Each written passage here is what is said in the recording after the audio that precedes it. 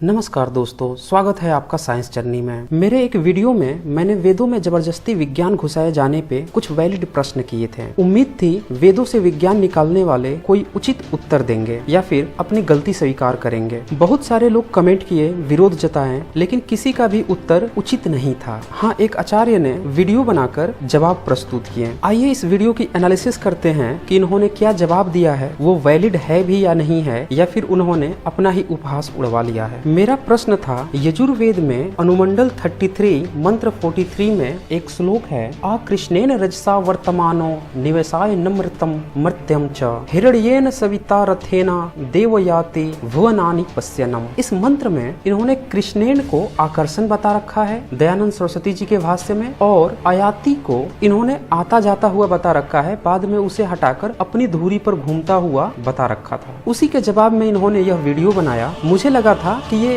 एक डिक्शनरी उठाएंगे और उसमें इसे दिखाएंगे कि हाँ, कृष्णेन का मतलब आकर्षण होता है और आयाति का मतलब अपनी धुरी पर घूमता हुआ होता है, लेकिन ऐसा उन्होंने कुछ दिखाया नहीं। दिखाते भी कैसे? अगर ऐसा होता तो दिखाते। उसके बदले में उन्होंने आइंस्टीन की रिलेटिविटी के सिद्धांत को समझाना शुरू कर दिया, और तो और ट्रेन में जाते हुए और ट्रेन से बाहर खड़े व्यक्ति में रिलेटिव मोशन बताना शुरू कर दिया। वो विज्ञान है, उसकी बात अलग है, उसका इससे कुछ भी लेना देना नहीं था, फिर भी इन्होंने जबरदस्ती यहाँ पे भी विज्ञान घुसेड़ा, और जो विज्ञान घुसेड़ा उसको सुनकर आपको हंसी आ जाएगी। इनने बताया, कोई व्यक्ति विमान में बैठा, उसको नीचे धरती दिखेगी और जिस गति से विमान चल रहा है उस गति से पीछे जाती हुई दिखाई देगी।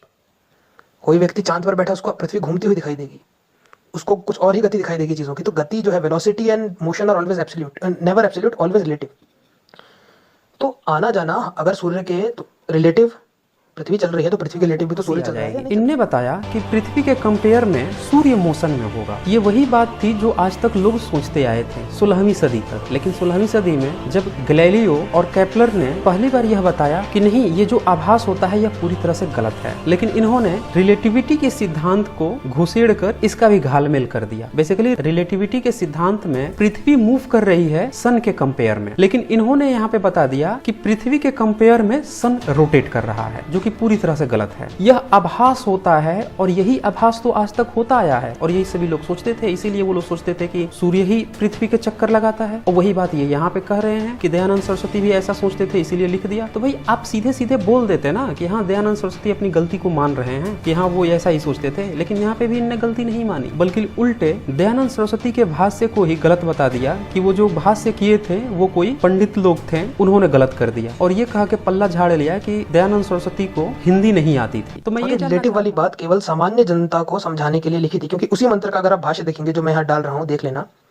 उस भाष्य में संस्कृत जो मूल ऋषि का भाष्य है, ऋषिदान ने क्या किया, उन्होंने वेदों का भाष्य संस्कृत में किया, और संस्कृत का जो है वो हिंदी में पंडितों से उसका वो करवाया, अनुवाद करवाया, क्योंकि उस समय ऋषिदानंद को हिंदी नहीं आती थी, और जो सामान्य जनता है उनके लिए भाष्य किया जाता था हिंदी में, संस्कृत में हिंदी नहीं आती थी। तो मैं ये जानना चाहता हूँ कि ये किस मुंह से कह रहे हैं कि बाकी लोगों को संस्कृत 1% नहीं आती थी। हिंदी भाषा काफी नई है। भारतेंदु हरिश्चंद्र को प्रथम गद्य हिंदी लिखने का खिताब जाता है, और वो 1875 तक लिखते रहे हैं। तो इसी से आप अनुमान लगा सकते हैं कि हिंदी भाषा बहुत ज्यादा पुरानी नहीं है, और दयानंद सरस्वती भी उन्हीं के समकालीन थे, तो चलो उनको नहीं आती थी, लेकिन गुजराती तो आती होगी। गुजराती में तो बताया होगा, जो ट्रांसलेट कर रहे होंगे उनसे लिखने के लिए, और फिर उसका वेरीफाई भी नहीं किया। तो जब वेरीफाई नहीं किया, गलती भी कर दी, तो एक्सेप्ट कर लेना चाहिए। भाई साइंस तो यही करता है ना, जब उसकी कोई थियरी कोई साइंटिस्ट दे जाते हैं और उसके पास कोई ऑप्शन नहीं होता है, नेक्स्ट प्रोबेबल वही थियरी उसके पास होती है, तो उसे एक्सेप्ट करता है। फिर कोई नई थियरी देता है और ये साबित कर देता है कि पुराने वाले गलत थे, और नई थियरी उससे ज्यादा बेस्ट प्रोबेबल है, तो साइंस उसे स्वीकार कर लेता है। लेकिन ये तो धर्म वाले हैं ना, एक्सेप्ट क्यों करेंगे कि हाँ, हमसे गलती हुई है। उसका भी जिम्मा इनने टाल दिया कि ये पंडितों का काम है, दयानंद सरस्वती का काम है। भाष्य दयानंद सरस्वती का है, लेकिन गलती उनकी नहीं है। और ऐसा नहीं है कि ये पहली बार कर रहे हैं, आप सत्यार्थ प्रकाश उठाकर देख लीजिए, उसमें भी स्वामी दयानंद सरस्वती जी यही बात करते हैं। वो भी यही कहते हैं कि जो पुरानी प्रैक्टिसेस थी, जिसमें कि ब्राह्मण लोग हवन कुंड कराते थे,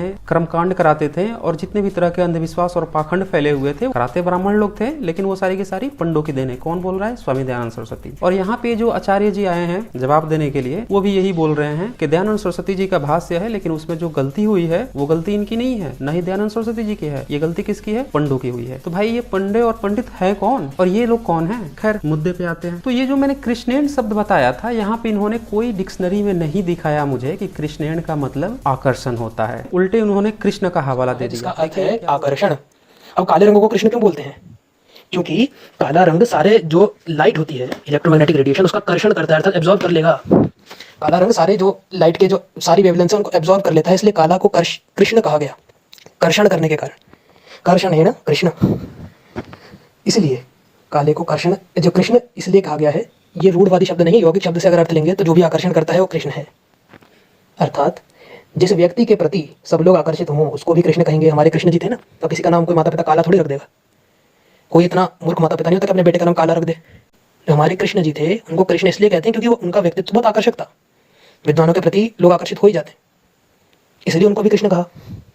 तो जो आपने अर्थ किया ना कि कृष्ण का उठा के काला शब्द उठा के शब्दकोश से कुछ भी अर्थ कर दो, ना उसके धातु पे जाना ना उसकी शब्द रचना पे जाना, बस कर दो अर्थ। अब सवाल यह है, जो महाभारत के काल्पनिक चरित्र हैं कृष्ण, उसके गुण को बताया है, तो यहाँ पे कई सारे सवाल खड़े हो जाते हैं। पहला सवाल तो यही हो जाता है कि यजुर्वेद पुराना है या इसमें जो कृष्ण के कारण आकर्षण बताया जा रहा है वो पुराना है। तो फिर इनने जो अफवाह फैला रखी है कि हमारा वेद जो है 1 अरब 96 लाख ब्ला ब्ला साल पुराना है, और ये बता रखा है कि महाभारत आज से 5,500 साल पहले हुआ था, इन दोनों में से सही कौन सा है? अपनी ही बात को काट रहे हैं यहाँ पे। भाई आचार्य जी, आपसे ये उम्मीद नहीं थी कि आप इतनी बड़ी गलती कर दोगे। यहाँ पे जवाब देने आए हैं, थोड़ा सा होमवर्क करके आना चाहिए था। इतनी जल्दी भी क्या थी? वैसे भी आप लोग भाष्य इतने कर चुके हो और सबके अलग अलग भाष्य, और आप लोगों के भाष्य से तो विज्ञान ही टपकना शुरू हो गया है, तो थोड़ा आराम से करते ना इसे। अब दूसरी बात ये आती है, जिस कृष्ण के गुण को इनने बताया कि लोग कृष्ण का मतलब आकर्षण होता है और इसीलिए लोग कृष्ण की तरफ आकर्षित होते थे। तो भाई आप मुझे ये बता दीजिए, कृष्ण को आम जन की भाषा में और भी बहुत सारे गुण थे वो भी बताया जाता है। जैसे कि कोई कहता है कि वो रसिया थे, कोई कहते थे कि कृष्ण रासलीला चलाते थे, गुड़ी थे, चतुर थे। तो कल को आप ये भी डाल दोगे और बताओगे कि कृष्ण चतुर थे तो कृष्णन का मतलब चतुर होता है। फिर आप ये बताओगे कि कृष्णन रसिया थे तो कृष्णन का मतलब रसिया होता है, और यहाँ पे डाल दोगे कि वेदों में सूर्य को रसिया बताया गया है। अभी तो आप ग्रेविटेशनल फोर्स निकाल रहे हो ना गुण के कारण, और वो भी नहीं बता रहे हो कि पहले कृष्ण थे या यजुर्वेद पहले का था। थोड़ा सा आपको इस बात को सोचना चाहिए था। फिर आपने डिक्शनरी की जो बात की, तो डिक्शनरी तो मार्केट में बहुत सारी है, आप कोई सा भी डिक्शनरी उठा के ही हमें दिखा देते हैं कि भाई इसमें कृष्णेण का मतलब ये दिया हुआ है, आयाति का मतलब ये दिया हुआ है। आपटे कृत students practical Sanskrit English dictionary है, उसमें आप देख लीजिए, या फिर चतुर्वेदी कृत संस्कृत शब्दार्थ कौस्तंभ है, उसमें आप देख लीजिए। कहीं से भी देखकर आप मुझे एक बार स्क्रीनशॉट ही दिखा देते हैं कि हाँ इसका मतलब ये है, वो तो आपने किया नहीं। और फिर आगे आपने क्या कहा, अब डिक्शनरी से भी आप कर गए। क्योंकि देखिए वेद जो है, अगर वो ऐसे ही मात्र संस्कृत में लिखे कोई ग्रंथ होते जिनको कोई भी संस्कृत पढ़ा व्यक्ति समझ जाता शब्दकोश उठाकर, तो प्राचीन काल से लेकर अब तक वेदों के भाष्य संस्कृत में नहीं किए जाते। सायण आचार्य, महिधर आचार्य, स्कंद स्वामी, कृष्ण द्वैपायन, कितने ही भाष्य। आपने क्या कहा, अब डिक्शनरी से भी आप मुकर गए, क्योंकि आपको पता है कि डिक्शनरी में ये दिया ही हुआ नहीं है। कोई बात नहीं, मैं ऑनलाइन खोल के आपको दिखा देता हूँ। हो सकता है कि सही हो सकता है गलत हो, उसका भी वेरिफिकेशन हम कर लेंगे। आमतौर पे सभी के पास संस्कृत डिक्शनरी नहीं होती है, तो इसीलिए वो चेक नहीं कर पाते हैं कि कौन सही बोल रहा है कौन गलत बोल रहा है। एक आसान तरीका है, सबके पास मोबाइल है, गूगल है, ओपन कर लीजिए संस्कृत टू हिंदी ट्रांसलेशन या संस्कृत टू हिंदी डिक्शनरी, और फिर इसमें आपको मिल जाएगा कई सारे लिंक मिलेंगे। संस्कृत टू हिंदी डिक्शनरी पे यहाँ पे क्लिक कर दीजिए, फिर यहाँ पे आप टाइप कर दीजिए कृष्णेन और यहाँ पे सर्च कर दीजिए। देखिए यहाँ कृष्णेन आ गया, लेकिन बोल रहा है वी आर सॉरी, मतलब इसके पास एग्जैक्ट इसका कोई मतलब नहीं है। तो साइड में कई सारे शब्द आए हैं, कृष्ण कृष्ण, कृष्ण पे क्लिक कर दीजिए और ये आपको मिल गया। देखिए कृष्ण का मतलब बता रहा है कृष्ण, और काला का ये एग्जाम्पल भी दिखा रहा है। ये बता दिया कि ये नाउन है, एडजेक्टिव भी है, दोनों चेक कर लेंगे हम। तो ये देखिए ये पिक्चर दिखा रहा है कि ये कृष्ण है, मतलब काले हैं, लेकिन यहाँ पे तो कोई आकर्षण मुझे दिख नहीं रहा है। अब इसकी थोड़ी डिटेल्स देख लेते हैं। धातु रूप देखिए, यहाँ पे कृष्ण है सिंगुलर और कृष्णेन यहाँ पे है, मतलब कृष्ण का ही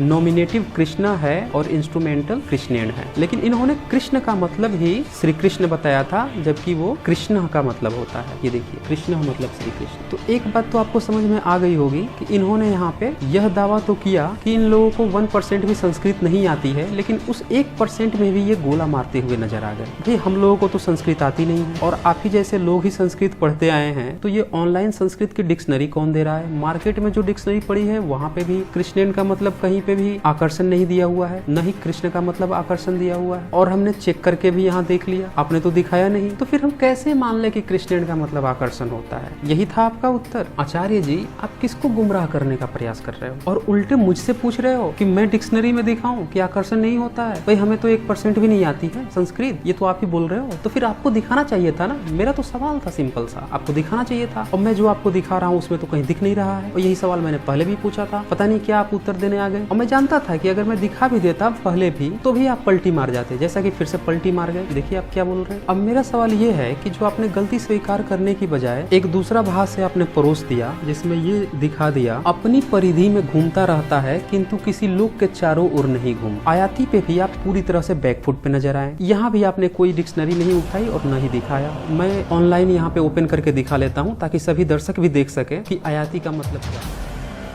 करेंगे यहाँ पे आयाती टाइप करेंगे, ये आयाती आ गया। अब यहाँ पे लिख रहा है we don't have a straight translation but we think one of translation given below may be right. तो इसमें से कई सारे ऑप्शन दिए हैं जो सिनोनिम है। एक्सेक्ट बता रहा है कि इसका हमारे पास मतलब नहीं है, लेकिन जो अर्थ बता रहा है वो बता रहा है आगमन, पदार्पण, अवाई, जन्म, जोड़, पहुंच, आने वाला, मेल, आमद, आगंत। यहाँ पे कहीं भी नहीं लिखा हुआ है कि आयाती का मतलब आता जाता है, जैसा कि मैंने बताया भी था कि आयाती का मतलब आता, लेकिन दयानंद सरस्वती ने आता जाता कहा और फिर आपने इसको बता दिया कि अपनी धुरी पर घूमता है। और आप जवाब देने भी आ गए, लेकिन आपने कोई भी डिक्शनरी में नहीं दिखाया कि कहाँ आयाती का मतलब लिखा हुआ है कि अपनी धुरी पे घूमता है। यहाँ पे आप पूरी तरह से कंफ्यूज्ड हो गए हैं। एक तरफ तो आप रिलेटिविटी के सिद्धांत मुझे बता रहे थे कि देखो यहाँ से पृथ्वी पर कोई खड़ा है तो सूर्य उसके रेस्पेक्ट में चलता हुआ फील होगा, और यहाँ पे आप जो मेरा वैलिड प्रश्न था कि आयाती का मतलब क्या होता है वो आप बताए नहीं। और फर्जी का विज्ञान, कोई लेना देना नहीं था यहाँ पे विज्ञान का। जो भी विज्ञान के स्टूडेंट है या जो भी विज्ञान पढ़ रहे हैं सबको पता है कि रिलेटिविटी का सिद्धांत क्या होता है, या वो पढ़ लेंगे। आपको सिर्फ और सिर्फ यहाँ पे मतलब समझाना था कि आयाती का मतलब क्या होता है। डिक्शनरी ही दिखा देते कम से कम, वो भी आपने नहीं दिखाया। बस इधर से उधर मिक्सअप करके फर्जी। जानते हैं आप बहुत सारे लोगों को विज्ञान भी नहीं आती है और संस्कृत भी नहीं आती है, तो गोलमाल करके बस परोस दो। एक कहावत है ना, कहाँ की मिट्टी कहाँ का रोड़ा, कहाँ से उठाया और कहाँ पे जोड़ा, वही आप करते हैं। अरे एक बार दिखा देते ना मुझे, मैंने तो आपको दिखाया ऑनलाइन, मुझे तो नहीं मिल रहा कहीं पे। डिक्शनरी ही खोल के आप दिखा देते। कोई बात नहीं, आप जो है और भी बहुत सारे भाष्य हैं, जैसा कि आपने नाम लिया था आचार्य उवट का, आचार्य महिधर का, उन्हीं के भाष्य उठा के आप मुझे दिखा दो। उन्हें तो संस्कृत में भाष्य किया है ना, उठा के आप दिखाओ मुझे क्या लिखा है उन्होंने इसी श्लोक का अर्थ। क्या उन्होंने लिखा है कि कृष्णेन का मतलब आकर्षण होता है और आयाती का मतलब अपनी धुरी पे घूमता है। आप अगला वीडियो बनाइए और मुझे पूरे सबूत के साथ दिखाएं, क्योंकि यहाँ पे आपने कोई प्रमाण नहीं दिया है, बस फर्जी की बात करके आप चले गए। और ऐसा नहीं है कि जो मैं बात कह रहा हूँ ये मेरी बात है। आप किताब उठा लीजिए, डॉक्टर सुरेंद्र कुमार शर्मा अज्ञात जी का क्या भालू की भीत पे खड़ा है हिंदू धर्म, चले जाइए पेज 278 ओपन कर लीजिए, 279 ओपन कर लीजिए, देखिए क्या लिखा हुआ है उस। देखिए वही पेज है और इस पे उन्होंने सीधे सीधे लिखा है कि जहाँ तक इस मंत्र में आकर्षण शक्ति की बात है उसका इसमें संकेत मात्र भी नहीं है, क्योंकि कृष्ण का अर्थ काला अंधकार या रात्रि हो सकता है,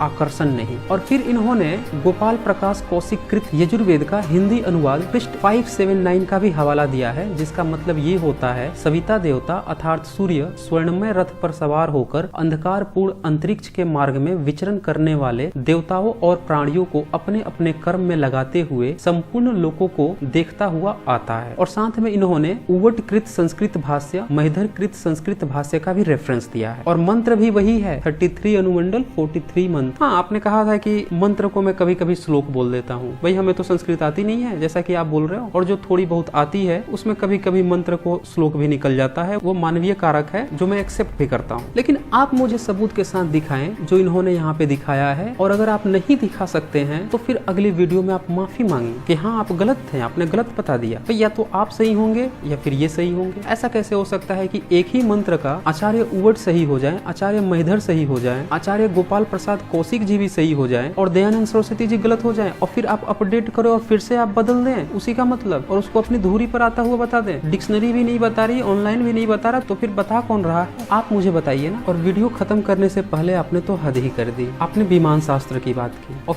अरे भाई ऋषियानंद ने तो ऐसी चीजों को भी दिखा दिया जो वैज्ञानिक तब तक बना ही नहीं पाए थे, आप बना रहे हैं। ऐसे देखो विमान बनाने एक पूरा चैप्टर है ऋग्वेद आदि भाषाओं में। वो समय ऐसा था जब लोग हंसा करते थे हम पर कि कोई लोहे की बनी चीज हवा में कैसे उड़ सकती है।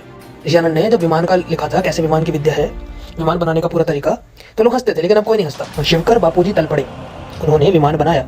और क्या लिखते हैं वो, कैसे विमान बनाया, तो उन्होंने कहा मैंने ऋषि दयानंद की ऋग्वेद आदि भाषाओं में का ऋग्वेद भाष्य और ऋषि भारद्वाज का विमान शास्त्र पढ़कर ये विमान बनाया।